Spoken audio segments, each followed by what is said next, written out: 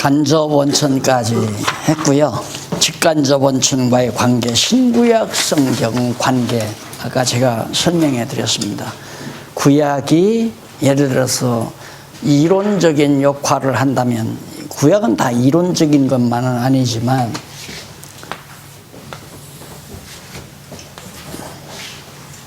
처음에 이제 이 책을 내가 냈더니만 바로 들어오는 질문이 뭐냐면, 목사님, 이게 순환 논리 아닙니까? 라고 질문을 해요. 순환 논리가 아니냐.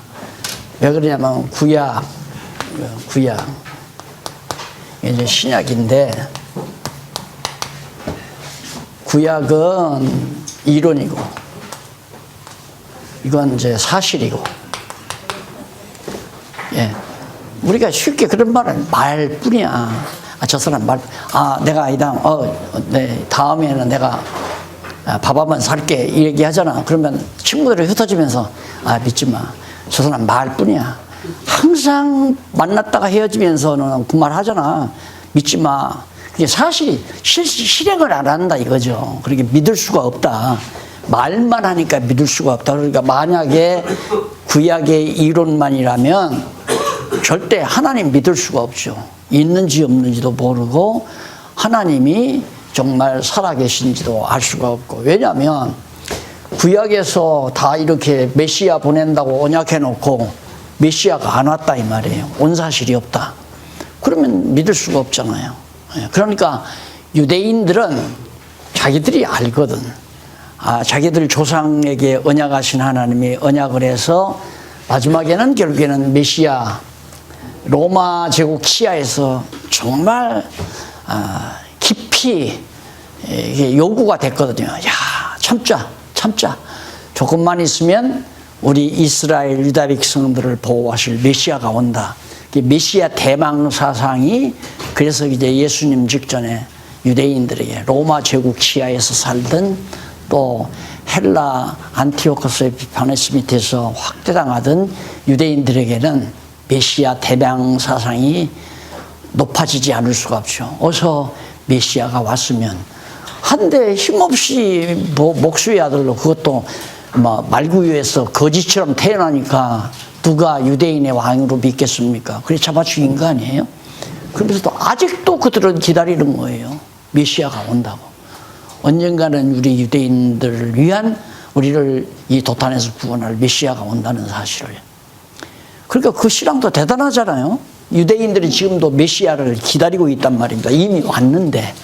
그런데 언젠가는 그들이 이제 너희들이 십자가에 못 박아 죽인 그 예수가 바로 메시아다, 이게 깨달아지면 민족적으로 회개하고 돌아온다는 거죠.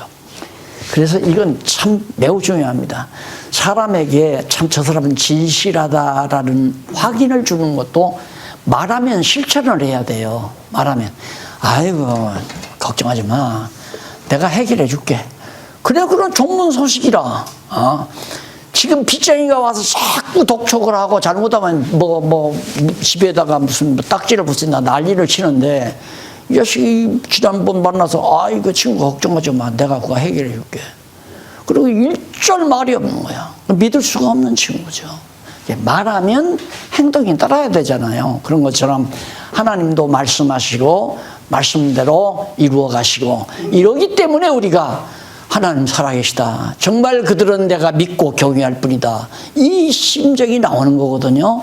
그러니까 이게 얼마나 중요한 겁니까? 굉장히 중요한 거죠. 그래서 이론 중에 이제 아까도 말씀한 아브라함 나오잖아요. 아담과 아브라함인데, 아담의 언약은 마지막 아담을 통해서 실체적으로 이루실 언약이고, 아브라함과의 언약은 이스라엘 백성에게 한계에서, 이스라엘 민족에게, 아브라함에게, 후손에게 국한해서 예수님 오시기 전까지 바로 첫 아담에게 언약하신 대로 이루실 것을 확인해주는 하나의 모형적인 교육을 시킨 거예요. 내가 이처럼 너희 열조에게 언약한 대로 이렇게 나라를 세워서 다스려 주지 않았느냐, 이런 것처럼 분명히 첫 아담에게 언약한 것을 마지막 아담을 통해서 이루어 준다라고 하는 것을 확증해 준 거거든요. 그러니까 구약은 전체적으로 볼 때 언약이란 말이죠. 언약, 하나님의 언약, 메시아 언약, 뭐 계속 배웠지만 메시아 언약대로 오시지 않았어요. 사실대로. 그러니까 이런 진리가 세상에 없다니까. 어떤 책도 이런 책도 없고, 정감독 비결 책을 봐도 그런 책은 아니에요. 이런 것이 아니에요. 그냥 한 사람이 그냥 이럴 것이다 예언해 놓은 것이 맞는 수도 있고 안 맞는 수도 있고, 그건 뭐 내가 예를 들어서 김정은이가 예를 들어 뭐 혈압이 올라가 가지고 죽을 것이다 라고 예언했는데 맞고 안 맞는 건 50%예요. 그렇죠? 맞을 확률도 50%가 있는 거고 틀릴 확률도 50%가 되는 거고, 그런 식의 예언은 있지만 이건 프로가 아니에요. 100% 이루어져요. 100%. 이런 진리가 세상에 어디 있어요. 그래서 이 진리를 깨달아야 우리가 정말 그리스도 안에서 자유함을 얻는다. 그래서 진리자유라는 말을 제가 그렇게 좋아하잖아요. 진리만이 나를 진짜 모든 그 번거지에서 벗어나게 하고 정말 자유롭게 만들어주는 능력을 가지고 있다. 이런 놀라운 관계가 아주 깊잖아요. 매우 깊어요. 구약과 신약은 직접 원천과 구약 신약의 직접 원천과 간접 원천은 이렇게 매우 관계가 깊다 하는 것이 바로 지금 105페이지에 나오는 얘기고요. 5페이지 이후에 나오는 얘기. 그러면 결국 이제 108페이지에 가서 제2절 구약의 논리적 통일성입니다. 구약의 논리적 통일성. 그럼 구약 자체가 논리적으로 이렇게 통일이 되어 있느냐? 우리 지금 4년 동안 확인한 게 그거 아니에요. 논리적 통일성이 있더라, 진짜. 그 논리적 통일성이라는 게 우선 역사서죠. 아담 창세기로부터 에스더서까지 이게 쭉 역사죠. 하나님께서 아브라함에게 언약하시고 아담에게 언약하신 것을 확실히 이루신다는 증거를 모형적으로 보여주기 위해서 아브라함에게 언약해서 언약대로 자손 주고 땅 주고 통치하게 주고, 이게 딱 논리가 일관되게 딱 연결되어 있잖아요. 구약은 나누면 안 돼요. 여기서 뭘 빼내도 안 돼. 예를 들어서 하나님께서 아담에게 언약하셨는데, 왜 언약하셨는데, 첫 아담에게 언약하셨는데 뭐 하려고? 마지막 아담을 통해서 이루어 주려고. 그러면 구약시대 아담에게 언약한 것을 반드시 이룬다는 걸 믿게 해야 되잖아요. 믿게 하는 방법이 아브라함, 이스라엘 열조에게 언약하시고 한 민족을 택해서 언약대로 나라를 이루게 해주시는 거란 말입니다. 이 언약 성취 내용은 첫 아담에게 언약한 것을 이렇게 너희들에게 언약을 성취해 주듯이 반드시 둘째 아담 메시아를 보내주마. 이 언약의 내용이에요. 그러니까 이 말씀도 언약 성취 내용이지만 사실은 언약의 내용이다. 그 그림이 바로 저거예요. 저쪽 십자가 저쪽에 있는 동그라미 안에 있는 그림. 그러니까 아브라함에게 언약하시고 에덴 동산 됐죠. 그런데 안 되니까 타락해서 아브라함에게 언약하시고 언약대로 이루어 주셨다. 이게 이제 언약 성취인데 이것은 모형이라 이 말. 모형. 뭐에 대한 모형? 아담에게 언약하신 것을 이루어 주실 것에 대한, 그 아담에게 언약하신 것을 마지막 아담을 통해서 성취해 주실 것에 대한 모형적 언약 성취 내용이다.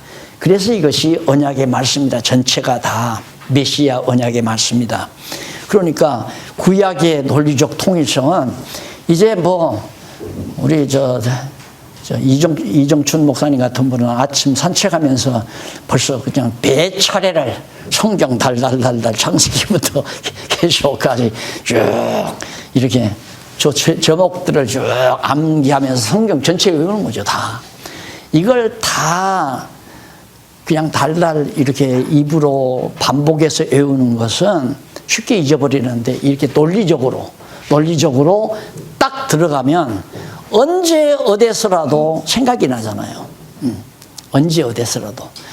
다음 주일날 추수감사절이니까 메시지 핵심 좀 짚어달라는 요구가 들어왔는데 이 시간 끝나고 다음 시간은 시간이 짧아요. 늦게 오셔서 자리 한 2, 30분밖에 시간이 안 되니까 그 시간에 해드리려고 그러는데 언제 어떻게 부탁해도 즉석에서 나갈 수 있죠. 즉석에서. 왜? 전체 배경 속에서 빠져나오니까. 전체 배경에서 빠져나오니까. 그러니까 이거 딱 가지고 있으면 갑자기 어디 가는데 목사님 좀 말씀 좀 부탁합니다. 그 자리가 보니까 결혼식장이야. 와서 목사님 축도 한번 해주십시오. 이러면 말씀을 좀 축사를 해달라고 그러면 금방 나오는 금방 이 배경에서 그냥 나오는 거예요. 이제 부부 만남 바로 에덴 동산에서부터 출발해서 바로 예수 그리스도가 신랑이시고 우리는 신부. 이 진리를 깨달아 알게 하려고 우리 가운데서 인간이 신랑 되게 하고 신부 되게 해서 그 다음 거기서 신랑 되신 그리스도와의 아름다운 교회 생활을 배우게 하려고. 바울이 바로 그 얘기했잖아요. 내가 부부를 위해서 신랑 신부에게 하는 말이 아니다. 바로 주님의 몸된 교회를 향해서 하는 말. 에베소서에서 그 말 하잖아요.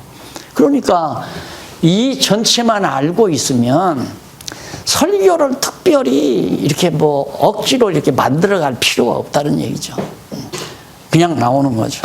그래서 구약의 논리적 통일성은 역사서의 논리적 통일성 다음에 역사서와 시가서와의 관계. 왜 시가서와 관계가 있는가? 여기서 이제 마지막으로 다윗이 왕이 되고 솔로몬 때까지 통일왕국이 이루어지잖아요. 그러니까 하나님께서 아브라함에게 하신 3대 언약이 마지막 다 이루어지는 거예요. 언약이 다 이루어지니까 찬양이 안 터질 수 있잖아요. 안 터질 수가 없잖아요. 자손 준다니까 자손은 애굽에 가서 장정만 60만 되도록 번창을 했지. 애굽으로 내려갈 때는 야곱의 자손 70여 명밖에 안 되는데 400년 지나고 나니까 장정만 60만. 노인 아이 할 것 없이 하면 거의 1000만이라고 그랬어요. 이렇게까지 번창을 했다. 첫째 언약은 언약이 했다. 그 다음 가나안 땅 요단강 건너가 정복했어요. 두 번째까지 언약이 이루어지네. 그러면 아직 하나는 안 이루어졌잖아요. 그러니까 두 번째까지 이루어질 때는 찬양이 안 나오죠. 가나안 땅 들어가는 데 가서 전쟁을 해야 되고 전쟁에서 좀 살만하니까 사사시대에 옆에 나라들이 와서 찝적대고 괴롭히고 또 사로잡아가고 뭐 농사지으면 다 뺏어가고 이런 일들이 200~300년 동안 계속되니까 찬양이 나올 리가 없죠. 땅은 정복했지만 두 번째 언약까지는 이루어졌지만은 아직 하나님의 영광을 찬양할 만한 그런 심정은 아니란 말입니다.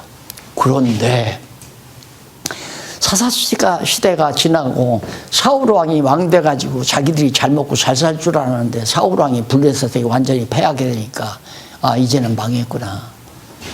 하나님이 뭐 우리 나라를 세우고 다스리게 해준다는데 이방민족이 꼼짝없이 망하게 된 거구나.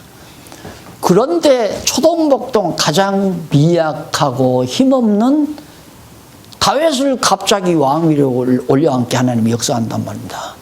이 왕의 자리에 앉고 나니까 그 다음 쳐들어오는 나라마다 다 망하는 거라. 다윗이 다 이기는 거예요. 그러니까 다윗이 찬양 안 할 수 있어요. 와, 진짜 나라를 세워서 다스리게 해주시는구나. 그래서 찬양이 다윗과 솔로몬 시대, 이 시대에 다. 욥기만 모세 시대, 여기 모세, 족장 시대니까 모세 시대 이전 족장 시대에 이루어진 하나님의 전능하신 능력, 에덴 동산 사건도 천지만물 창조하시고 또 노아의 홍수 사건도 또한 아브라함 불러서 정말 생육하고 번성하게 해주시는 사건도 그게 모세 때까지 왔잖아요. 야, 하나님 능력이 대단하구나. 홍해바다도 갈라지고 그렇게 강대한 애굽 족속에서 도저히 이스라엘 족속들이 해방받을 수가 없는 줄 알았는데 하나님께서 능력으로 드러내니까 욥기서가 이 무렵에 욥기서 찬양이 나왔다는 얘기 아닙니까? 그리고는 시편 잠언 전도 아가서는 바로 요 솔로몬 시대, 다윗 시대, 통일왕국 시대에 나온 거예요. 어떻게 찬송을 안 해요? 형편없었는데 그 정말 안악자손들 또 가나안 7족속들이 아주 견고하게 자리를 잡고 몸집도 크고 그런 사람들이 딱 점령하고 사는 땅을 메뚜기 떼 같은 이스라엘 민족이 점령한다? 불가능한 거죠. 그런데 하나님이 점령을 해서 거기서 떳떳한 나라를 딱 세워서 다윗이 왕위에 오르고 나니까 쳐들어오는 나라마다 그냥 다 패망하잖아요. 그러니까 다윗이 야 진짜 하나님은 언약대로 이루셨네요. 그래서 언약의 하나님, 언약을 찬양하는 것이 시편 1편과 2편이라고 그랬죠. 그 나머지 3편에서부터 89편까지가 언약대로 지금도 이루어 주셨지만 앞으로도 다윗에게 언약한 대로 다 이루어 주십시오 라고 노래한 것이 바로 89편까지예요. 그리고는 아직 이루어지지도 않았는데 이루어질 것을 찬양하고 이루어진 것을 찬양하고 지금 이루어지고 있는 것을 찬양하고 찬양이. 그래서 찬양을 보면 다 이루어진 것처럼 찬양해요. 그것이 바로 믿음의 찬양입니다. 아직 안 이루어졌어도 믿음은 바라는 것들의 실상이요 보지 못한 것들의 증거라고 했기 때문에 아직 이루어지지 않았지만 과거 보니까 이루어진다 이 말이에요. 그러니까 이루어진 것이라 다름없이 그냥 찬양을 해요. 그래서 시편을 보면 전부 완료형으로 되어 있어요. 완료형. 그렇게 해 주실 것입니다 하고 미래형으로 노래하는 것이 아니라 완료형으로. 그것이 언약 성취의 완료, 언약 성취를 믿는 믿음의 결과로 부르는 찬양을 완료형으로 표시한 겁니다. 참 놀라운 찬양들이죠. 그 다음 솔로몬이 잠언전도가 가서 솔로몬이 다 지금 그 내용은 다 아시는 거고요. 그렇게 해서 찬양이 나왔기 때문에 이 역사서와 시가서는 아주 밀접한 관계가 있잖아요. 역사서가 아니면 찬양이 나올 리가 없죠. 아니 하나님께서 노아 홍수 사건이나 아브라함을 택해서 자손 번창하고 홍해바다를 건너주는 하나님의 전능하신 능력을 드러내는 역사 섭리가 없다면 어떻게 욥기라고 하는 그 아름다운 찬양이 나올 수 있겠어요? 하나님의 전능성을 찬양하는 찬양이 나올 수가 없다 이 말이에요. 그래서 모세 이전까지의 역사 속에서 전능성 찬양이 욥기서에 기록된 거고 욥 시편 잠언전도는 통일왕국 시대에 정말 이 시대에 이 네 가지 찬양이 나오는데 신실성, 그다음 주권성, 자비성, 영원성 찬양이 바로 역사서와 아주 밀접한 관계를 가지고 역사서 없이는 찬양이 없다. 따라서 우리를 왜 하나님이 지었는가? 하나님의 찬송이 되게 하려고 지었다고 그랬죠. 그러면 어떻게 우리로 하여금 하나님 여호와를 찬송하게 하는가? 이걸 가장 생각하면 돼요. 이렇게 생각을 하시면 하나님은 이렇게 역사를 섭리하셔서 찬송하게 하시는구나. 그렇다면 정말 죄를 져서 헛되게 정말 은혜를 입혀 노아처럼 구원해 주시고 아베나라에 가서 400년이나 자손들이 종살이하게 하셔서 거기서 도저히 헤어나올 수 없는 백성들을 헤어나와서 홍해바다를 능력으로 갈라놓듯이 우리 생활도 똑같죠. 하나님이 나를 창세전에 선택했다는데 이 세상 태어나니까 아주 가난한 집에 태어나게 만들었어요.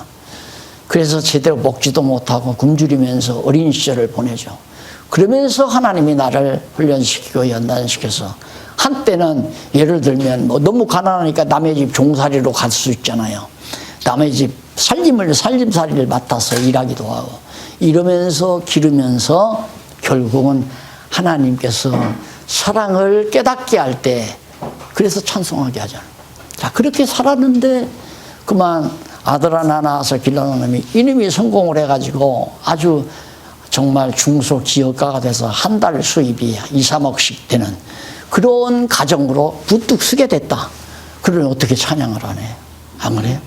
하나님 여호와를 하는데 하나님은 나를 그렇게 여호와 하나님을 찬양케 하려고 가난하게 태어나서 멸시받고 천대받고 살다가 이렇게 하나님의 은총으로 작은 중소기업을 운영하면서 돈 벌어서 교회를 봉사하고 복음을 위해서 살고 어머니 아버지들을 잘 모시고 살고 이렇게 살 수 있게 해 주셨다는 결과를 성경을 통해서 믿어지면 오직 여호와만 찬양하죠.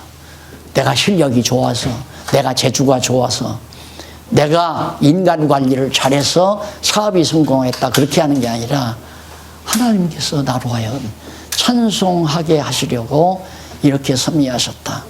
그걸 깨달으니까 돈 많이 벌었어도 그걸로 낭비하거나 쾌락을 위해서 쓰거나 자기 영광을 위해서 사용하지 아니하고 오직 하나님의 영광을 위해서, 하나님 찬양하기 위해서 정말 자기가 벌어들인 돈과 건강과 지혜와 모든 것을 주를 위해서 살아가는 삶으로 이제 탈바꿈되어지는 역사가 이루어지는 거죠. 그죠? 역사서와 시가서의 관계가 그런 관계다. 그럼 역사서와 선지서 관계. 선지서는 이 무렵에 선지자 활동하죠. 이 무렵에. 북이스라엘 망하고 남쪽 유다가 망할 때. 그러니까 그런 망하는 역사가 없으면 선지자가 필요 없죠. 그럼 선지자는 뭐냐? 과거 이렇게 아브라함에게 언약한 대로 역사가 진행해 왔는데 모세에게 언약한 대로 북이스라엘 다윗에게 언약한 대로 나라가 갈라진다고 들으면 나라가 갈라졌다. 이런 얘기 해주는 거예요. 그러니까 과거 역사를 해석해 주는 일이 선지자가 먼저 하는 일이에요. 해석하면서 현실을 직시하게 만들어요. 과거 역사를 바르게 해석해 주고 현실을 바르게 보게 해주시고 그리고 미래에 일어날 일을 예언해 주는 거예요. 그러니까 역사와 관계없이는 선지자가 예언을 안 하는 거예요. 그래서 역사서와 선지서는 역시 또 찰떡궁합이에요. 헤어져서는 안 된다. 아주 밀접한 관계가 있다 그 말이에요. 그래서 선지자의 예언은 다시 한번 과거를 바르게 해명해 주고 현재 현실을 바르게 직시하게 알려주고 그리고 미래를 예언해 주고 예를 들면 하나님께서 이렇게 예언한 대로 하나님께서 말씀하셨고 다윗에게 나라가 갈린다고 나단 선지자를 통해서 예언하지 않았느냐. 그러니까 갈라졌다. 언약대로 갈라졌다. 갈라져 가지고 다윗 왕조를 떠난 북이스라엘 곧 망한다. 왜? 망하게 한다고 하지 않았냐. 나는 다윗 왕조를 떠나면 안 된다. 다윗 왕조는 영원하지만 나머지는 다 영원하지 못하다. 그러니까 북이스라엘은 망한다. 그게 이사야가 예언한 거 아니에요. 그게 과거 역사를 해명해주고 현실 봐라. 북이스라엘 아수르가 지금 쳐들어오지 않느냐. 머지않아 망한다. 이걸 예언한 거예요. 왜? 지금 쳐들어온 현실을 알게 해요. 아수르가 온 이유는 예언대로 망하게 하려고 왔다. 그게 이사야 선지자가 예언한 거 아니에요. 그래서 선지자는 과거를 해명해주고 현실을 직시케 하고 그 다음 다가올 미래를 미리 알려주어서 그 일이 일어날 때 아 여호와 하나님 살아계시구나 이걸 백성들로 하여금 깨닫게 하기 위한 거죠. 그래서 북이스라엘이 망할 때 아 여호와께서 진짜 이사야 선지자가 예언한 대로 망했네. 남쪽 유다 너도 망한다. 에레미야가 망할 무렵에 또 예언하잖아요. 다 그거예요. 그래서 선지서와 역사서는 따로 공부하면 안 된다. 이건 밀접한 관계가 있으니까. 그래서 시가서도 역사서를 알아야 시가서의 의미를 바르게 패학할 수 있고 예언서도 역사서를 알아야 예언서의 의미를 바르게 알 수 있다. 따라서 구약 성경을 다 알아야 돼요. 시가서도 알고 역사서도 알고 또한 선지서도 알고 예, 서로 다 관계가 이 톱니 물고 돌아가는 기아가 물고 돌아가듯이 서로 관계에 있어서 역사되기 때문에 그런데 뭐 다 아시는 거지만 아 나는 미국에 가서 유학 가가지고 역사서 전공하고 온다 그런 전공은 없어요. 역사서 가운데 저는 이스라엘 해방사를 공부하고 싶습니다. 그거 단편 딱 찍어가지고 그거에 대한 논문 통과되면 박사학위 받고 나오는 거예요. 이스라엘 해방사라고 하는 것은 출애굽 역사의 일부분이란 말입니다. 일부분. 그걸 공부하고서 박사학위 받았는데 그 사람들이 이걸 알겠느냐 이 말이에요. 모르죠. 이런 말 하게 되면 자꾸 듣는 사람은 어떻게 되냐면 너만 잘 알고 그런 사람은 다 모른단 말이냐 이렇게 얘기하게 하면 제가 입이 딱 벌어. 나만 안다는 얘기가 아니라 성경이 이렇다고 말하는 얘기인데 그걸 내가 옳다라고 자꾸 얘기한다면 답답한 거죠. 그게 목사님들 들을 때, 야, 성경이 옳구나. 그렇게 생각하고 들으시지.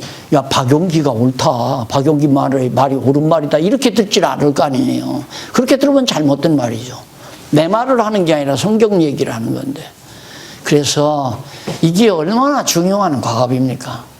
하나님께서 우리에게 먼저 이걸 깨닫게 한다고 하는 것은 뭔가 하나님이 쓰시려니까 먼저 깨닫게 할 거 아닙니까? 어떻게 쓸지는 모르겠어요. 어떻게 쓸지는.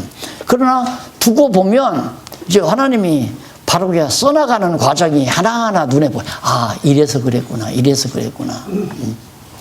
저는 이렇게까지도 생각을 안 했어요. 그냥 이걸 쓸 때는 깨닫고 나니까 너무 좋아서 성도들에게 이렇게 가르치고 나서 혹시라도 그냥 말만 하면 다 잊어버리고 끝나니까 안 잊어버리게 노트를 내가 해드려야 되겠다. 그 심정으로 책을 쓰기 시작한 거거든요.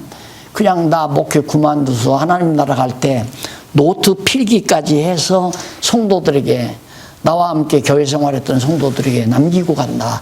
그 단순한 생각이었어요. 그런데 하나님은 그게 아니었던 것 같아요. 이게 지금 현재 목사님들하고 이걸 같이 나누게 되다는 것도 저로서는 여한이 없는 일이고요.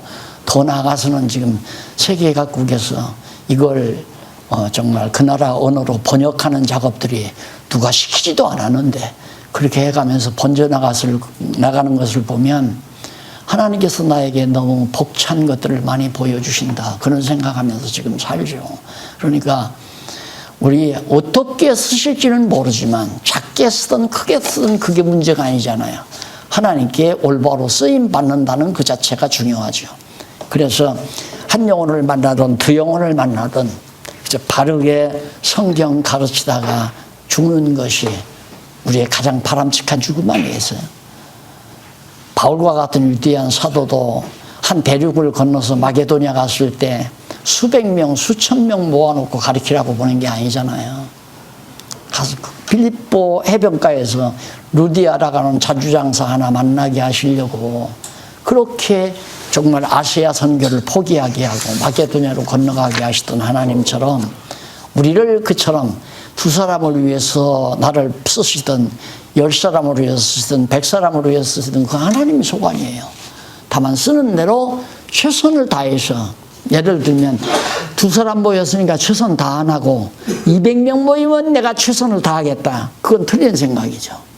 이 두 사람 모였을 때 최선을 다한 것과 200명 모였을 때 최선을 다하는 것은 하나님 보시기에는 두 사람 모여놓고 최선을 다한 것이 더 하나님은 더 무겁게 값지게 보신다. 이게 내 천국의 계산법이거든요. 이게 천국 수학은 달라요. 이 세속적인 수학하고는.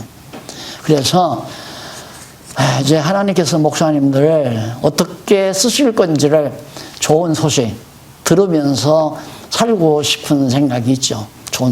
목사님, 나 저렇게 그 대학에 가서 강의할 줄은 또 몰랐어. 그 소리 듣고 나니까 좋더라고요. 근데 김 목사님 그러다고 해서 나도 그런데 불러가면 최선을 다해야죠. 지금 교회에서는 슬슬 해가도 그건 아니야. 교회 성도들 몇 모아놓고라도 정말 땀을 삘삘 흘리면서 최선을 다하는 것이 하나님 보시기에는 그것이 충성된 종으로 평가하는 평가 기준이다. 그 다음 구약에서의 하나님 칭호에 대해서 말씀을 드리겠습니다. 하나님 칭호 다 앞에서 언급을 했으니까 넘어가서 1번에 보면 하나님 칭호의 신학적 중요성이라고 해서 나왔는데 그 신학적인 중요성이 뭐냐면 115페이지 위에서 5번째 줄 중간에서 조금 앞에 그런데 이와 같은 계시의 방법은 모두가 하나님의 이름을 알게 하여 망령되이 읽지 못하게 할 뿐 아니라 그 이름을 영원토록 찬송하게 하려고 하신 것이다. 이름이 얼마나 중요해요. 나는 여호와니라. 내 이름은 여호와니라. 여호와를 알지라. 여호와를 알게 하리라. 여호와를 여호와인 줄 알게 되리라. 알 것이다. 이런 얘기가 특히 에스겔서에 참 많이 나오잖아요. 결국은 구약신학이라는 뭐냐, 여호와 이름을 알게 하려는 거죠. 왜? 그 이름을 망령되이 일컫지 않게 하려고. 그 망령되이 일컫지 않는다는 말은 다 우리가 알잖아요. 하나님의 하시는 일을 다 잊어버리고, 하나님의 능력의 역사를 다 잊어버리고 입술로만 여호와여 여호와는 게, 그게 망령되는 거죠. 그래서 애굽 땅 종되었던 집에서 인도하여 내신 여호와의 능력을 잊어버리고, 그런 역사를 잊어버리고 그냥 입술로만 여호와 여호와 한다는 것은 그게 망령되 일컫는 거란 말입니다. 그런데 이스라엘 사람들은 망령되 일컫지 말라는 십계명의 4계명을 어떻게 이해했느냐면, 함부로 부르지 말라, 여호와의 이름을. 그러니까 우리 학교 다닐 때 친구들하고 싸움하는 이유 중에 하나가 우리 아버지 이름을 저놈이 불렀다고 막 죽기 살기하고 싸우잖아요. 새끼가 우리 아버지 이름을 불렀다고. 이게 아버지 이름을 함부로 저놈이 부른다 이거야. 내가 정말 존경하는 우리 아버지 이름을. 그렇게 유대인들이, 이스라엘 사람들이 생각한 거예요. 그러니까 함부로 안 부르려면 아예 안 부르야 되잖아요. 그래서 여호와라는 글자가 딱 나오면 그냥 입을 딱 다물고 발음을 하네요. 그래서 여호와의 모음만 있지 자음이 없어요. 여호와. 다른 말들은 전부 자음이 붙어 있는데 우리도 그렇잖아요. 이자만 있으면 못 읽잖아요. 우리가 기억이라고 있지만 여기에 모음이 딱 붙어야 가. 이건 자음이고 모음 딱 붙어야 가라고 읽잖아요. 그런데 여호와 이름은 이렇게 모음만 있지, 이제 자음만 있지 모음이 없어요. 모음이. 내가 아까 거꾸로 얘기했나? 모음이 없다 보니까 결국은 여호와 이름, 여호와라고 부르지를 못한 거죠. 그래서 이 여호와는 우리말 번역이에요. 우리말 번역. 그래서 여호와라고 되게 우리에게는 다 알려져 있기 때문에. 그래서 그 뒤에는 이제 여호와의 이름을 뭐 모음으로 억지로 붙여보니까 여호와라고 할 수 있다 해서 이제 여호와라고 했는데, 야훼 뭐 이러기도 하고. 근데 중요한 것은 이제 발음을 어떻게 하느냐가 중요한 것이 아니라, 바로 여호와라고 하는 이름 자체가 애굽 땅 종되었던 집에서 인도하여 내신 여호와라고 하는 그런 약속대로 언약대로 이루신 하나님. 애굽 땅 400년 갔다가 400년 종살이하고 나온다고 언약했으니까 언약대로 나와야 되잖아요. 그래야 여호와 하나님이 400년 종살이 한다고 아브라함에게 언약했고 언약대로 이렇게 나오게 했구나. 이걸 잊어버리지 말라는 얘기죠. 그러니까 오늘 우리는 중요한 것이 뭐냐면, 여호와의 이름을 부를 때 하나님께서 이렇게 구약에서 메시아 보낸다고 언약하셨더니만 정말 예수를 메시아로 보냈구나. 이렇게 알고 여호와로 이름을 불러야 성경을 다 뒷받침해서 여호와 이름을 부르잖아요. 그러니까 정말 살아계시다. 그분은 전능하시고 신실하시고 거짓말 안 하시고 주권자이시며 자비하시고 영원하신 하나님이다. 이걸 깨닫고 여호와 하나님을 찬양하는 거죠. 그런데 이건 전혀 알지도 못하고 그냥 여호와 그렇게 부르면 뭐예요? 찬양이 나오겠느냐 이거죠. 안 나오죠. 여호와 찬양. 경외심이 나오겠느냐? 안 나오죠. 여호와? 야, 그건 기독교가 믿는 신이지. 나는 바알신 믿는다. 지금 그 싸움이에요. 너들은 여호와 믿지만 우리는 바알신 믿고 우리는 아스타트를 믿는다. 이 이방신과의 싸움이 그거란 말입니다. 그러나 우리가 이걸 알게 되면 어디 가서 빌어요. 어디 가서 절을 해요. 어느 종교를 다녀요. 다 한마디로 사기라고 할 뻔한데, 알고 하면 사기지만 자기들은 그게 진짜로 알고 종교를 만들어서 자꾸만 설파하는 거 아니에요. 그 허다한 영혼들이 가짜 종교에 지금 휘말려서 살아가는 거죠. 우리는 진짜 종교 아니에요. 진짜 참 진리에 기초한 종교. 언약하시고 언약대로 예수를 그리스도로 보내신 하나님. 그래서 예수를 그리스도로 믿으면서 여호와를 불러야 여호와를 경외하게 된다. 이게 성경 신학의 최종 마무리 요점. 예수를 여호와께서 언약하신 그리스도를 보내기로 언약하신 그 예수가 그리스도이심을 믿음으로, 바로 예수를 그리스도로 믿음으로 여호와 하나님 살아계신과 능력을 믿고 찬양한다. 이것이 이제 우리들의 신앙 고백의 요점이에요. 가장 강단한 요점. 이게 성경 전체, 신구약 성경 전체를 아우르는 중요한 핵심 내용을 다 담은 거죠. 여호와 하나님께서 언약하신 메시아가, 바로 메시아가 마리아의 몸에서 출생한 예수가 바로 그 메시아임을 믿고 하나님을 여호와로 경외하며 섬긴다. 이게 이제 우리 신앙 고백의 아주 요약된 축소 내용이라는 거. 그게 칭호가 그만큼 중요하잖아요. 그 다음 칭호의 종류와 언약적 분석 나옵니다. 거의 보통명사 엘, 그럼 다 앞에서도 대충 했죠. 많아요. 하나님의 이름이. 거기 보면 엘로아, 엘로힘, 엘리온 등 칭호도 있고 서술명사도 있어요. 엘샤다이. 예, 보통 명사는 그냥 명사고요. 서술명사는 그 의미를 설명해서 서술을 해서 지어놓은, 엘샤다이, 아도나이, 그 다음 셰바오트, 만군의 여호와, 이게 체아도 등의 서술 칭호가 있으며, 그 다음에 하나님의 유일한 고유명사로 여호와, 이건 고유명사, 여호와라. 그 다음 보통명사에 대한 언어학적 분석 쭉 나오죠. 엘리오는 뭐고 엘로힘은 뭐고 다 나오잖아요. 그 다음 서술명사 엘샤다이, 한쪽 가로 2번. 첫째 엘샤다이, 호칭이다. 이는 능력이다 이 말이에요. 샤다이라는 단어의 합성어로서 하나님에 대한 서술적인 칭호가 되는 것이다. 여기서 엘이라는 말은 능력 있는, 파워풀이라는 뜻이고, 또한 강한, 그 다음 스트롱, 그 다음이라는 뜻이고, 그 다음 샤다이라는 말은 충분하다. 그러니까 강한 것, 능력이 아주 충분하다, 전능하다 이 말이죠. 그래서 그런 설명이 담긴 내용을 바로 서술명사라고. 그 다음 아도나이는 그 어원은 뚠이라는 말에서 왔다 하여 재판하다, 통치하다, 왕권에 속하는 얘기예요. 주, 아도나이, 주라고 번역하기도, 임금주자.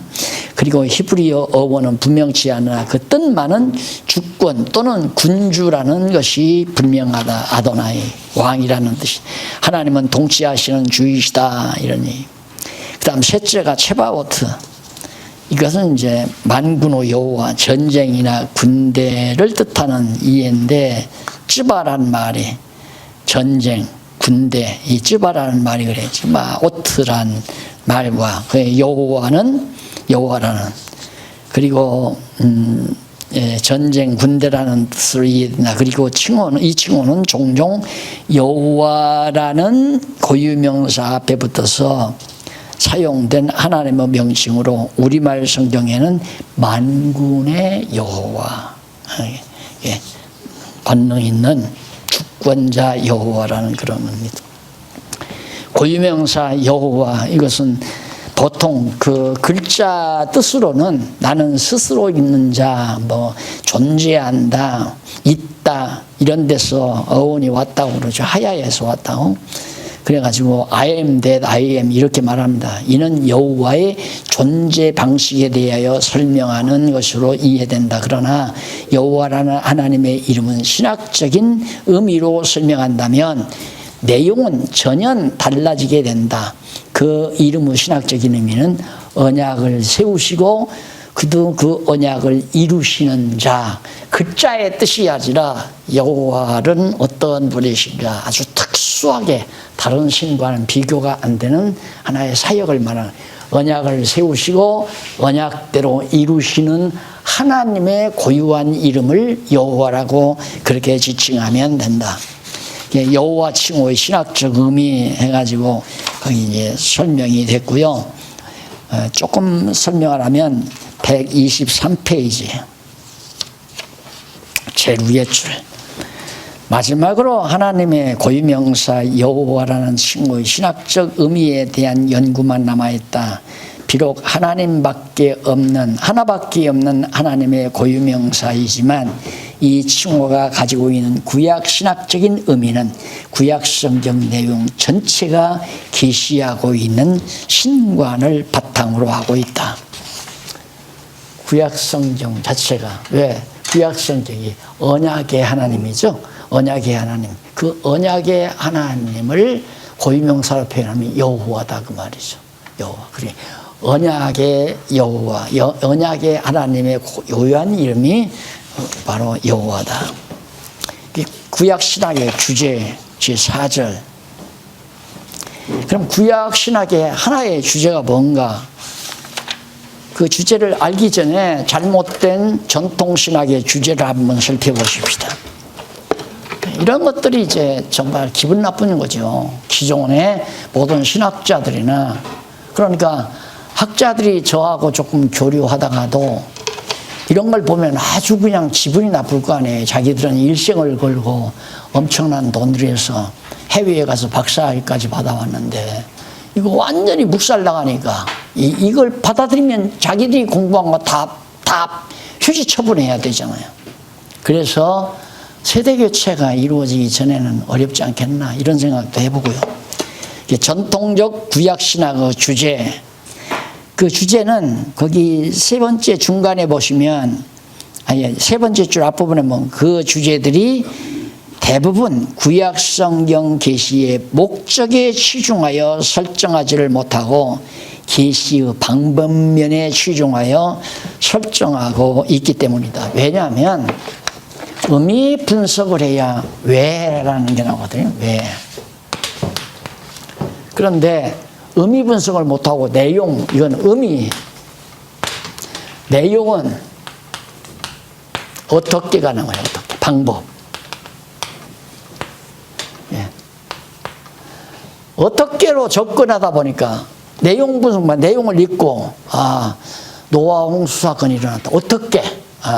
하나님께서 정말 노아에게 방주를 지으라고 하고, 노아는 의인만으로 8식구는 태우고 밤낮없이 비가 40일 동안 쏟아내렸다. 그런 방법을 연구하다 보니까 그 방법에 따르는 주제가 나올 수밖에 없죠. 그래서 성경신학 주제도 많다고 그랬잖아요. 원시시대, 우주의 근원, 그 다음 원시시대, 족장시대, 그 다음 왕정시대 이런 등등으로 시대별로 구분해서 설명하는. 그런데 그 주제가 분명하고 바르지 못한 학문은 연구 결과도 그렇지 못할 뿐만 아니라 연구 내용도 산발적이고 일관성 없는 것이 될 수밖에 없다. 그래 앞에서 이거 다 취급한 거니까요. 그런데 그 줄바꾼 데 보시면 주제를 설정하는 작업은 그 학문의 내용에 대한 전체적인 포괄적 이해가 선행되지 아니하면 불가능하죠. 따라서 구약 성경에 계시된 하나님에 대한 전체적인 포괄적 지식 없이 구약 신학의 주제를 정한다는 것은 불가능할 수밖에 없다. 이러한 의미에서 볼 때 구약 신학의 주제는 구약 신학에 대한 전체의 내용을 포괄적으로 응집시킨 것이라야 한다는 건 두말할 거 없잖아요. 근데 그러면 전통 신학은 어떻게 말하는가? 주제가 그 뭐 산발적이라고 앞에서 말했잖아요. 세 번째 줄을 보세요. 앞부분. 그리고 그 주제들의 대부분 구약 성경 계시의 목적에 치중하여 설정하지를 못하고 방법면에 치중해서 했다. 그러다 보니까 어떤 결과가 나오냐면 줄바꾼데 구약 성경 계시의 목적은 타락한 인간을 비롯해서 특히 이스라엘 백성에게 하나님을 알게 하고자 하는 것이다. 그런데 하나님께서는 이러한 목적을 달성하기 위해 다양한 방법들을 동원해서 계시하셨는데 성경 계시의 방법면에 치중한 구약 신학 주제들은 다양하고 복잡할 뿐만 아니라 산발적이고 부분적일 수밖에 없는 것이 당연하다. 그래서 어떠한 학문이든지 부분적인 지식은 아무런 생명력을 가지지 못한다. 그러니까 토막 지식을 알고 지식인이라고 자처하는 거죠. 사실은 진리는 모르는데 토막 지식이 진리가 될 수는 없잖아요. 그래서 성경을 모르면 지식인이라고 칭할 수가 없다고 나는 그렇게 단정을 해요. 성경을 알고 모든 지식의 근본이신 지혜의 근본이신 하나님을 알아야 진짜 지혜자요 지식인이 될 수 있죠. 그래서 4년 동안 우리 목사님 하나님이 여호와이심을 알았다고 하는 것은 진짜 수준 높은 지식인으로 그렇게 성숙했다는 결과가 되기도 합니다. 그 방법면에 보면은 거기 나와요. 그 위에서부터 그 8째 줄을 앞부분에 보십시다. 그 7째 줄 중간에 보면 구약에 나타난 계시의 내용을 그 방법적인 것에 따라 어떻게 기원론, 원시시대, 홍수 전후 시대, 그리고 아브라함 시대 및 모세 시대의 예언 시대라는 주제 등으로 그렇게 구분해서 설명하고 하나님의 신과 영원 불멸 사상 그리고 메시아 예언 관한 주제 등으로 구약 신학의 연구 주제들을 삼고 있죠. 이렇게 산발적이라는 거 확신해 드렸잖아요. 그러나 성경 신학적 입장은 뭡니까? 이쪽에 보면 127페이지 한 가로 없는 2번. 간단하죠. 성경적인 입장에서 볼 때 구약 신학의 주제는 단순성과 명료성을 지니고 있다. 왜냐하면 구약 성경 전부가 일관된 논리에 의해서 그 내용이 통일성을 이루기 때문에 논리의 통일성 없이는 단일 주제가 안 나와요. 논리의 통일성이 없으면 다양한 주제는 나와도 단일 주제는 안 나온다. 권마다 따로 있는 게 아니라 전체적인 성경 전체 내용에서. 그래서 밑에 줄바꾼 데 보시면 구약 성경을 표면적으로 얼핏 살펴보면 목적과 의미가 서로 다른 내용들의 편집물로 보여지게 되죠. 그게 문서 편집설, 문서 편집설이 학자들에게 받아들여지는 이유가 내용을 보면 그럴듯하게 보이니까. 127페이지 밑에 하단 마지막 문단입니다. 밑에서 3번째 줄 중간에 보면 그러나 구약 성경의 이면적인 부분을 매 권마다 자세히 살펴보면 놀라운 정도로 내용상의 목적과 의미가 일치되어 있으면 물론 일관된 논리에 의한 통일성까지 발견하게 된다. 그러면 단일 주제가 나오죠. 그 단일 주제가 바로 어디에 나오느냐면 128페이지 6째 줄 주제.